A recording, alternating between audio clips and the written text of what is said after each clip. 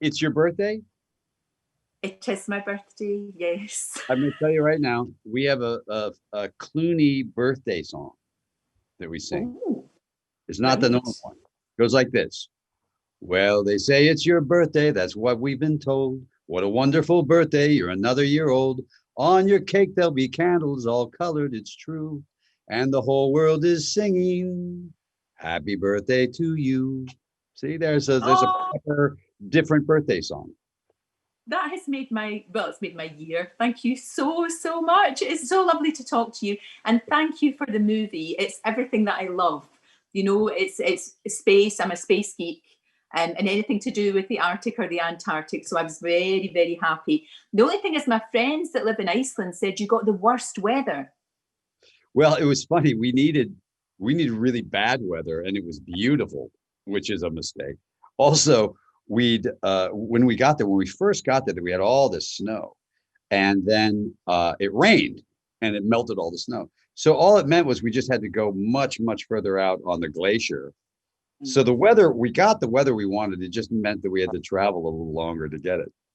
Ah, I see. It's such a timely film and it really makes you think about everything, especially in the world that we're in just now. Yeah. It does. Well, it's funny. It wasn't obviously, we started shooting it before the pandemic, and I was dealing, we thought that it was dealing with the ideas of all of these, all the anger and division that we've seen around the world, not just in the United States or in England or anywhere else, and not just politically, just everywhere. There's been a sort of upsurge in hate, and so we thought that that this was a story that would talk about if you played that out for 30 years, where do you end up? And then the pandemic happened as we were cutting the film, and it became much more about the idea of our inability to communicate, to touch one another, to Yeah. be in the same room with one another, and to be with our families. And suddenly it felt uh, like it was a more urgent film, that way. No, very.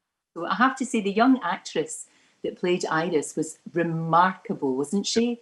She's She was amazing. amazing. Kaylin is her name, and she was 7, and she put the rest of us actors to shame. I'm not kidding. When I tell you, one take with her, just one take, Wow. almost every take, one take, and then the rest of us were like, I got to prepare, and she's been, boom. She's just on it, just on Yeah. it. I love the fact that the younger version of you is played by Gregory Peck's grandson because it just worked really well. And I always remember when you first really got to A-list stardom and all of that, and everybody used to compare you to Cary Grant. And I always thought, you put me in mind more of Gregory Peck. So it kind of has worked, especially for me. It just works so well. Well, first of all, I loved, I was friends with Gregory Peck, and he was one of those true movie stars that we won't see again. He sort of on screen he was an incredible gentleman, and off screen he was more than that. Having said that, I'm directing the film, so I get to cast who I want to play me as a younger guy. So this guy's 6'3". He's couldn't be more handsome. Grant's like, he's better looking than you. I was like, I don't care. I get to cast who I want. So I cast this guy. I'm like, I'm 5'11". I'm looking up to this guy, like, he's a giant. And I don't care. It makes me happy. Cast who I want. He was wonderful, by the way, because we were always going to do this blended version of my voice and his voice. And he came on board. He's a wonderful actor, and he really committed to it. So it was fun. No, it was, and I bet you that all the family were glad that when you got rid of the Santa beard, it was, it Yes, was, it, it was. I mean, it was extraordinary. It was huge. it was quite a beard. It had its own trailer on the set, and they were my daughter was really happy I got rid of it. My son, not so much, because he felt that I was Santa, and that was important to him. Of course, and they're at that stage where Santa is a big deal. They must be really looking forward to Christmas. It's exciting. It's very exciting. It's an odd year, as we all know, and so the idea of not being with Amal's parents and my parents for Christmas is unfortunate and sad, but we're going to get through it. There's light at the end of the tunnel, and so I look at this Christmas as the last Christmas that we'll have to all of us be separated for a while. So that's Eh, what that would be the Christmas present that I think we would all like, you know. I think so. We're just all hoping for better things, aren't we? We're hoping for better things down the road. Now, you spend quite a lot of time over here, just up the road from me, actually. You spend a lot, so we've kind of adopted you. Have you been able to be back in the UK, or are you sort of managing to be in both places, or how does it all work for you? I was there shooting the movie, actually. We shot the movie there, except for Iceland stuff. We shot at Shepperton Studios. So I was there for, about 9 months last year. But once we left in February, we haven't been able to come back. We were all hoping to get back to see Amal's mom in London, but haven't made it back. We'll get there, soon. No, definitely. And the thing about it, people are very protective of you. And I think you can, as much as you can live a relatively normal life here in the UK, more or less. Well, in Sonning, particularly, which is this wonderful little village, it's a hamlet, I suppose. Yeah, they're like family. The French Horn and the Mill Theater and all the places there. They really take care of us, and they really are like we're very close to them. We invite them over to the house for Christmas dinner. It's a fun That's place to lovely. be. Is it true that during lockdown you have been doing housework? Is this true? Nonstop. So look, I grew up as I was broke a good portion of my life. I lived in, one bedroom apartment, and I did all the laundry and did all the stuff.